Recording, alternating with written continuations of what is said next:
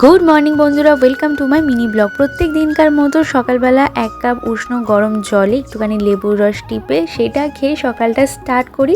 তারপর আজকে আমি পুচকেদের জন্য বানাচ্ছি ওটস, দুধ আর কলা দিয়ে বানিয়েছি।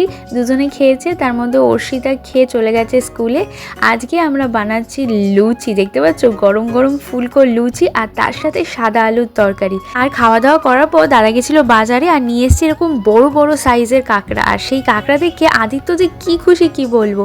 আসলে আমার অনেক দিন ধরে কাঁকড়া খেতে ইচ্ছা হচ্ছিল, সেটা বলাতে দাদা নিয়ে এসছে বাজার থেকে। আর এই দেখো পুচকে সারাদিন এটা ওটা ঘেটে এই খেলনা ওই খেলনার ওপরে চড়ে ও সারাটা দিন খুব সুন্দরভাবে কাটে। যতক্ষণ আর দিদি ঘরে আসছে স্কুল থেকে ততক্ষণ ও ওর মতো কাজ করে। আর সন্ধেবেলায় আমার একটু কাজ ছিল, আমাকে ওই বাড়ি যেতে হতো, তাই জন্য দাদাকে বললাম দাদা আমাকে একটু বাইকে ছেড়ে দাও। আর পুচকেও সঙ্গে নিয়েছি। ফিরতি পথে এইখানে এত রকমের ঠাকুর দেখে ও একটু দাঁড়িয়ে পড়েছে দেখার জন্য। ওকে দেখাচ্ছিলাম দেখো কত সুন্দর সুন্দর কালী ঠাকুরের মূর্তি। আর ফিরে এসে দাদা সুন্দরভাবে কাঁকড়াগুলোকে কেটে পরিষ্কার করে নিয়েছে।